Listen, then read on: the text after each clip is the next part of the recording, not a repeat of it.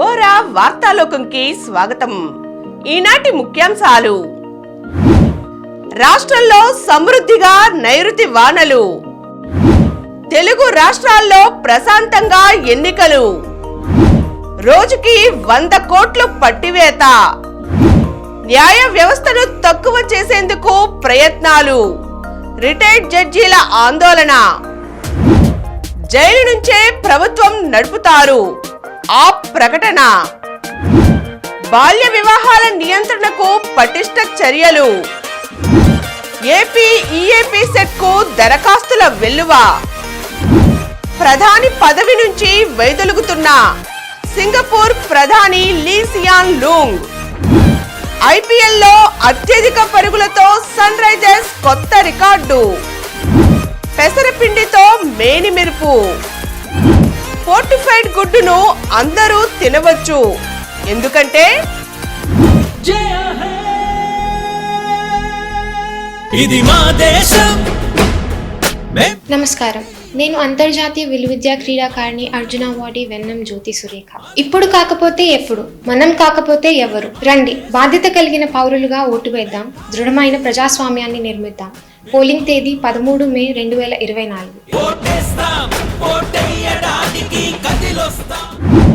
ఈ రోజు వార్తలను చూద్దాం. రాష్ట్రంలో సమృద్ధిగా నైరుతి వానలు. భారత వాతావరణ విభాగం ఆంధ్రప్రదేశ్ ప్రజలకు చల్లటి కబురు చెప్పింది. ఈ ఏడాది నైరుతి రుతుపవనాల సీజన్లో మంచి వర్షాలు కురుస్తాయని తెలిపింది. రాష్ట్రంలో సాధారణానికి మించి అధికంగా వర్షాలు కురుస్తాయని వెల్లడించింది. ఈ వానలు పంటలకు ఎంతో మేలు చేయనున్నాయి, అన్నదాతలకు ఊరట ఇవ్వనున్నాయి. కాగా ఈ ఏడాది నైరుతి రుతుపవనాల ఆగమనం ఎప్పుడనే విషయంపై మే నెల మధ్య నాటికి స్పష్టత వస్తుంది. తెలుగు రాష్ట్రాల్లో ప్రశాంతంగా ఎన్నికలు. త్వరలో జరగనున్న సాధారణ ఎన్నికలను పారదర్శకంగా, ప్రశాంతంగా నిర్వహించేందుకు మరింత సమన్వయంతో పనిచేయాలని ఏపీ, తెలంగాణ రాష్ట్రాలు నిర్ణయించాయి. ఈ మేరకు సోమవారం హైదరాబాద్లోని డాక్టర్ బిఆర్ అంబేద్కర్ తెలంగాణ రాష్ట్ర సచివాలయంలో అంతర్రాష్ట్ర ఎన్నికల సంబంధిత అంశాలపై ఇరు రాష్ట్రాల ప్రభుత్వ ప్రధాన కార్యదర్శులు డాక్టర్ కెఎస్ జవహర్ రెడ్డి, శాంతికుమారి అధ్యక్షతన సమన్వయ సమావేశం నిర్వహించారు. తెలంగాణ రాష్ట్ర డీజీపీ రవిగుప్తా, అడిషనల్ డీజీలు Shivadhar Reddy, Mahesh Bhagwat, AP additional DG doctor Sankhabrata Bagchi, వాణిజ్య పన్నులు ఎక్సైజ్ శాఖ ప్రత్యేక ప్రధాన కార్యదర్శి డాక్టర్ రజత్ భార్గవ తదితర అధికారులు హాజరయ్యారు. అక్రమ మద్యం, ఓటర్లను ప్రలోభపెట్టేందుకు వివిధ వస్తువుల రవాణా, మాదక ద్రవ్యాల అక్రమ రవాణాలకు ఉమ్మడిగా అడ్డుకట్ట వేశామని వారు పేర్కొన్నారు. రోజుకి 100 కోట్ల పట్టివేత. దేశవ్యాప్తంగా మార్చి 1వ తేదీన ఎన్నికల నియమావళి అమల్లోకి వచ్చినప్పటి నుండి ఏప్రిల్ 13వ తేదీ వరకు రోజుకు 100 కోట్ల చొప్పున విలువైన సొత్తు పట్టుబడిందని కేంద్ర ఎన్నికల సంఘం ఈసీ తెలియజేసింది. స్వాధీనం చేసుకున్న మొత్తం 4,650 కోట్ల విలువైన సొత్తులో 395.39 కోట్ల నగదు, బంగారంతో పాటుగా ఇతర విలువైన లోహాల విలువ 562.10 కోట్లు, 489.31 కోట్లు విలువ చేసే 3.58 కోట్ల లీటర్ల మద్యం, వివిధ రూపాల్లో ఉన్న 2,068.85 కోట్ల విలువ చేసే డ్రగ్స్ ఉన్నాయి.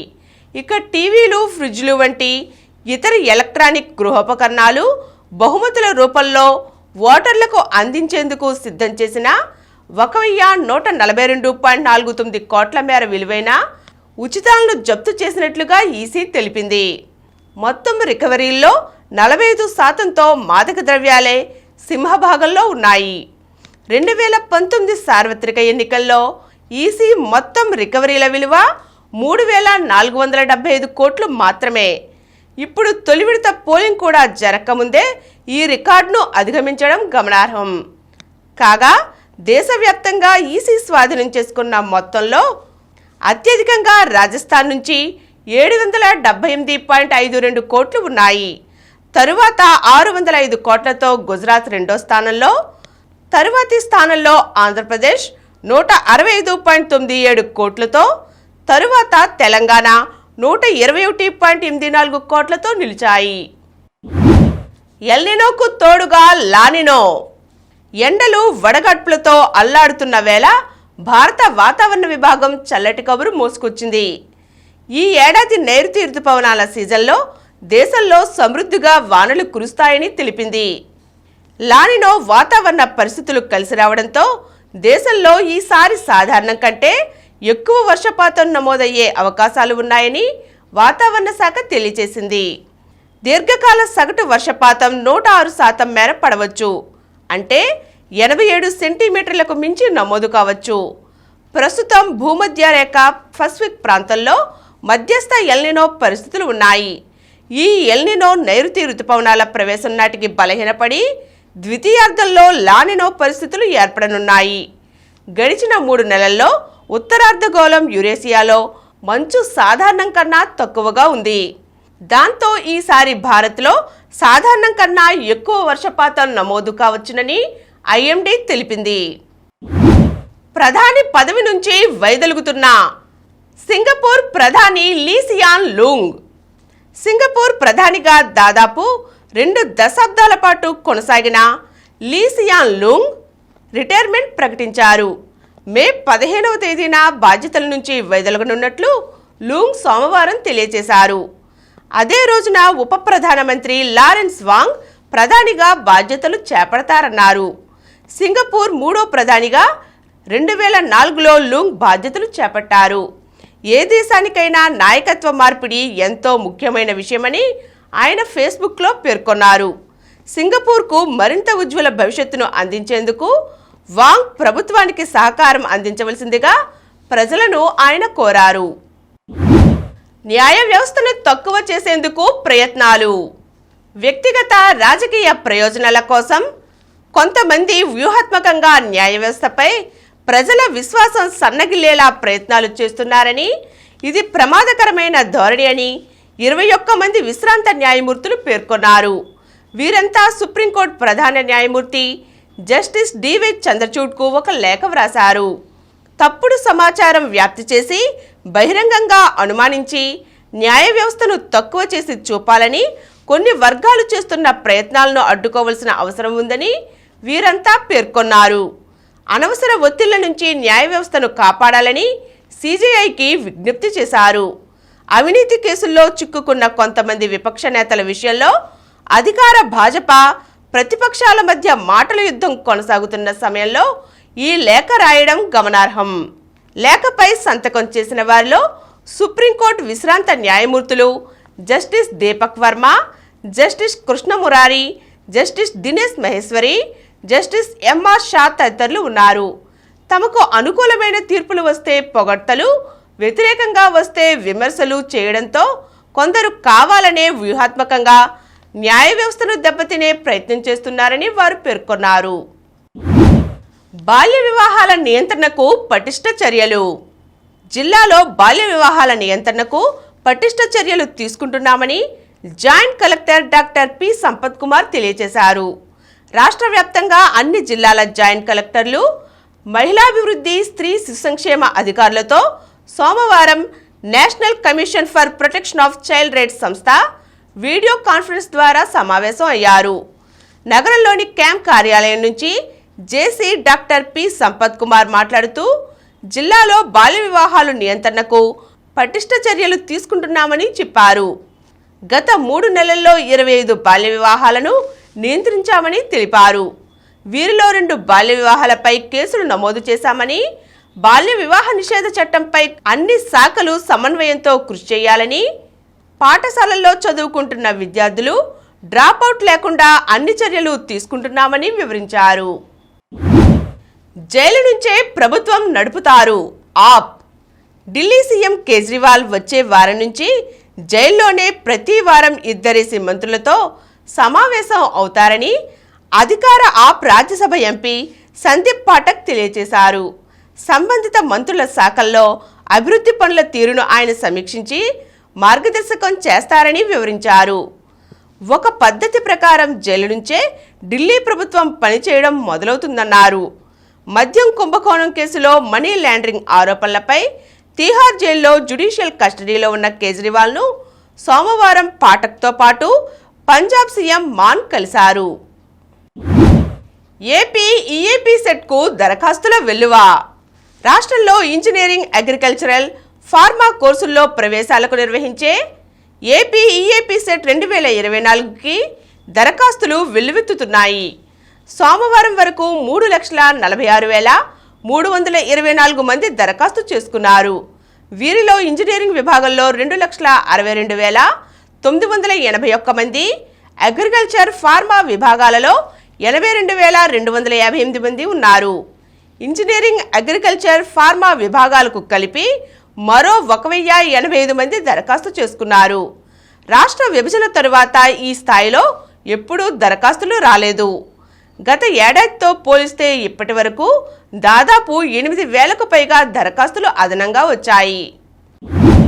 ఐపీఎల్లో అత్యధిక పరుగులతో సన్ రైజర్స్ కొత్త రికార్డు.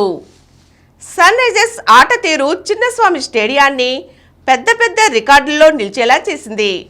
బెంగళూరు టాస్ నెగ్గి ఫీల్డింగ్ ఎంచుకోగానే విధ్వంసానికి పునాది పడింది. బ్యాటింగ్ తుఫాన్తో హైదరాబాద్ మ్యాచ్ గెలిచింది. సన్ రైజర్స్ హైదరాబాద్ ఒక సీజన్లో తమ రికార్డుకు 2.0 చూపించింది. ముంబైపై 277 రికార్డును రోజుల వ్యవధిలోనే 287 అత్యధిక స్కోరుతో హైదరాబాద్ జట్టు తిరగరాసింది. ఈ ఎండల్ని తట్టుకోలేని జనాలకు మెరుపుల పండగని పంచిన మ్యాచ్లో సన్ రైజర్స్ 25 పరుగుల తేడాతో బెంగళూరుపై గెలిచింది. మొదట బ్యాటింగ్కు దిగిన హైదరాబాద్ నిర్ణీత 20 ఓవర్లలో 3 వికెట్ల నష్టానికి మునుపెన్నడూ చెయ్యని 287 పరుగుల భారీ స్కోర్ సాధించింది. Player of the match Travis head 41 బంతుల్లో 102 శతకం బాదగా, హెన్రిచ్ 31 బంతుల్లో 67 ఆకాశానికే చిల్లులు పడేలా సిక్స్లు కొట్టాడు. అనంతరం రాయల్ ఛాలెంజర్స్ బెంగళూరు 20 ఓవర్లలో 7 వికెట్ల నష్టానికి 262 పరుగులే చేసింది. దినేష్ కార్తిక్ 35 బంతుల్లో 83 దంచేశాడు. చివరి వరకు పోరాడగా డూప్లెసిస్ 28 బంతుల్లో 62 మెరిపించాడు. పెసరపిండితో మేని మెరుపు. మేనికి పెసరపిండి వాడితే చర్మకాంతి ఇనుమడిస్తుంది. పెసలలో ఉండే ప్రోటీన్లు చర్మ మృదుత్వాన్ని కాపాడతాయి. దీనికై టీ స్పూన్ పెసరపిండిలో పచ్చిపాలు కలిపి మిశ్రమం తయారు చేసుకోవాలి. దీనిని ముఖానికి మాస్కులా వేయాలి. 15 నిమిషాల తర్వాత గోరువెచ్చని నీటితో శుభ్రపరచుకోవాలి. పొడి చర్మాన్ని ఈ మాస్క్ మృదువుగా మారుస్తుంది. ఇక టీ స్పూన్ పెసరపిండిలో తగినంత పెరుగు కలిపి ముఖానికి రాసుకున్న మంచి ఫలితం వస్తుంది. పోర్టిఫైడ్ గుడ్డును అందరూ తినవచ్చు. ఎందుకంటే శాకాహారులైనా మాంసాహారులైనా అందరూ గుడ్డు తినవచ్చునని పరిశోధకులు పదే చెబుతున్నా ఎందరిలోనో ఎన్నో భయాలు. గుడ్డులో కొవ్వు శాతం ఎక్కువగా ఉంటుందని, అది హృద్రోగాలకు దారితీస్తుందని చాలామంది నమ్ముతారు. ఇందులోని నిజాలేమిటో తేల్చుకోవాలని తాజాగా ఓ చిన్నపాటి పరిశోధన చేశారు. అమెరికాలో అక్కడి డ్యూక్స్ రీసెర్చ్ ఇన్స్టిట్యూట్ శాస్త్రవేత్తలు ఇందుకోసం 60 ఏళ్లు దాటిన 100 మందిని ఎంచుకున్నారు. వీళ్లలో సగం మందిని విటమిన్లు ఎక్కువగా ఉన్న పోర్టిఫైడ్ గుడ్లను తినమన్నారు. వారానికి 12 గుడ్లు ఏ రూపంలోనైనా తీసుకోవచ్చునని చెప్పారు. మిగతా వాళ్ళని 5 కన్నా తక్కువ గుడ్లు తినమన్నారు. 4 నెలల తర్వాత వాళ్ళని పరీక్షిస్తే గుడ్లు ఎక్కువగా తిన్న వాళ్ళలో కొలెస్ట్రాల్ పెరగకపోగా 0.64 నుంచి -3.14 వరకు తగ్గిందట. పైగా గుడ్డులోని విటమిన్లు అందడం వల్ల మధుమేహానికి కారణమైన ఇన్సులిన్ రెసిస్టెన్స్ కూడా స్వల్పంగా తగ్గిపోయిందని చెబుతున్నారు. కాబట్టి రోజుకో గుడ్డు తినడం అన్ని విధాలా మేలేనని తేలింది. ఇప్పుడు కొన్ని సంక్షిప్త వార్తలు చూద్దాం. ఈసెట్కు 35,000 దరఖాస్తులు. ఏపీలో 2024-25 విద్యా సంవత్సరానికి గాను బీటెక్, బి ఫార్మసీ కోర్సుల్లో సెకండ్ ఇయర్లో ప్రవేశాలకు నిర్వహించే ఏపీ ఈసెట్ 2024కు 35,038 దరఖాస్తులు అందాయి. 23న విద్యార్థులకు ప్రోగ్రెస్ కార్డులు. ప్రస్తుత విద్యా సంవత్సరం ముగిసే నాటికి వార్షిక పరీక్షల ప్రోగ్రెస్ రిపోర్ట్ కార్డును విద్యార్థుల తల్లిదండ్రులకు అందజేస్తామని పాఠశాల విద్యాశాఖ ముఖ్య కార్యదర్శి ప్రవీణ్ ప్రకాష్ సోమవారం తెలియజేశారు. ఇరాన్పై ప్రతిదాడి తప్పదు, ఇజ్రాయెల్ ప్రకటన. కేజ్రీవాల్ కస్టడీ 23 వరకు పొడిగింపు, ఢిల్లీ న్యాయస్థానం ఆదేశం. విదిత్ గుజరాతీ విజయం.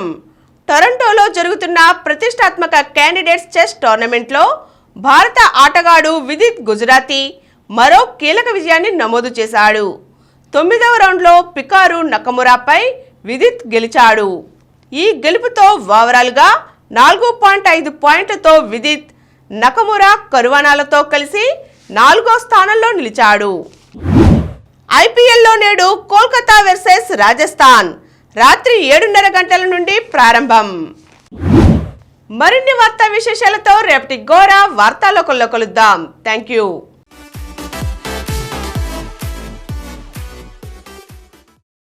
ప్రతిరోజు వార్తా విశేషాల కోసం అనతి కాలంలోనే 20 కోట్ల వ్యూస్ సాధించిన డాక్టర్ సమరం మల్టీ ఛానల్ నెట్వర్క్ సమర్పించు గోరా వార్తాలోకంకు సబ్స్క్రైబ్ చేయండి, లైక్ చేయండి, మీ ఫ్రెండ్స్కి షేర్ చేయండి. అలాగే ప్రక్కనున్న గంట సింబల్ని ప్రెస్ చేయడం మర్చిపోకండి. Please download Samaram multi-channel app and watch your favorite channels from your mobile. App available on Google Play Store and subscribe to the channels.